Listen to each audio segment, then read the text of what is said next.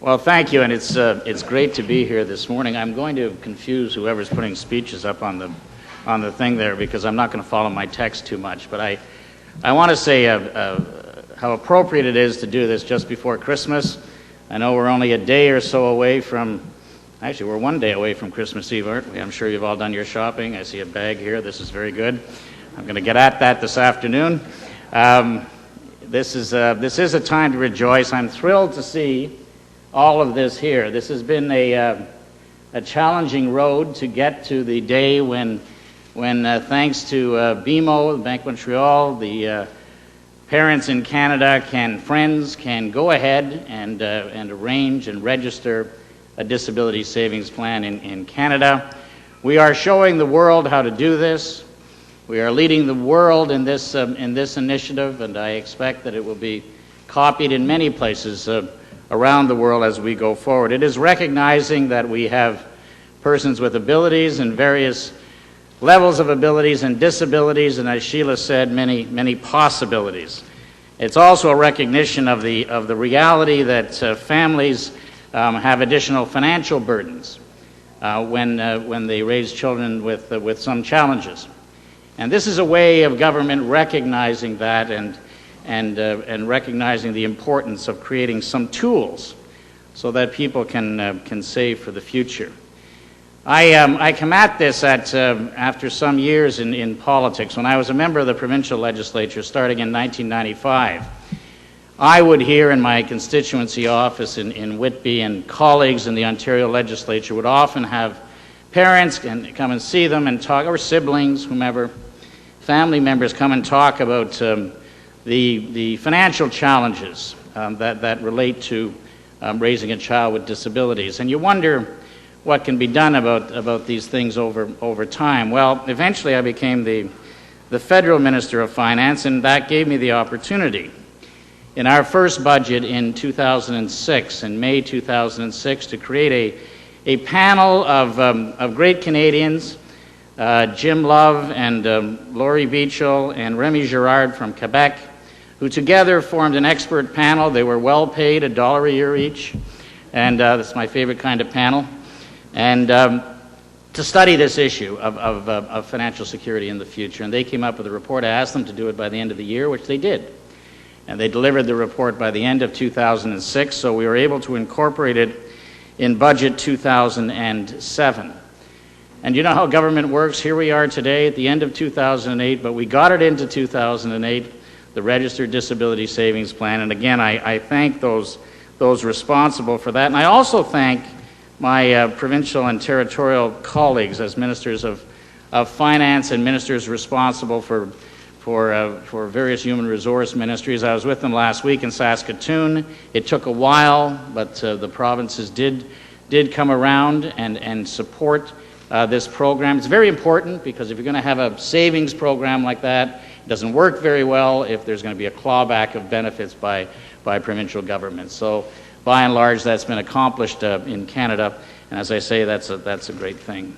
These kinds of progressive steps in Canadian social policy and tax policy require advocates, and the plan group from British Columbia, but all over Canada, but primarily from British Columbia, and Jack is here, who's going to speak, was one of the original architects of this concept in Canada. And I thank Jack and his group for that. I thank Blurview for hosting this today. I thank Plan and others for the advocacy on behalf of 280,000 or so families. Dans le cas du régime d'épargne invalidité et en particulier, nous avons dû faire beaucoup de chemin pour concrétiser ce concept.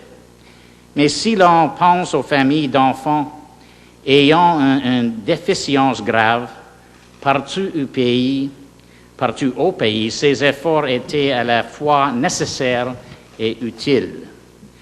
A financial burden should not be added to the many other stresses in lives, which is why we introduced a Registered Disability Savings Plan. There is a cost to this for Canadian taxpayers. It is similar in nature to the Registered Education Savings Plan in its construction. the RDSP is. The cost for 2008-2009 is about $140 million. As the program matures, we expect it to cost about $200 million annually in beneficiaries' plans. This is, of course, an investment in people that is welcomed by the Government of Canada.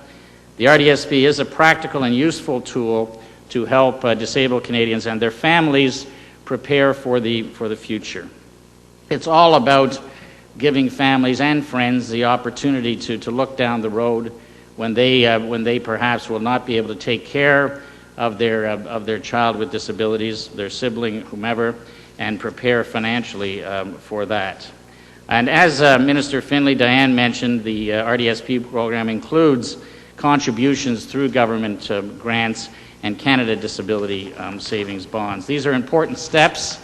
Why? To make sure that this Registered Disability Savings Plan is available to all Canadians regardless of financial means and beneficial to all Canadian families.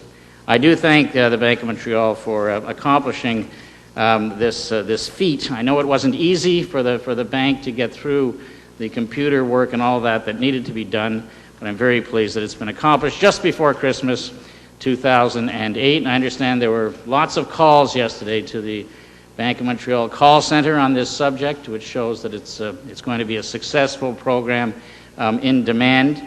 We are near the end of the year, so I have to deal with something else, and that is the possible extension of the contributions. It's going to be difficult for parents to make contributions, to register the account and make contributions before the end of this year. So I'm pleased to announce today that our government is extending the 2008 deadline for contributions to an RDSP to March 2nd, 2009.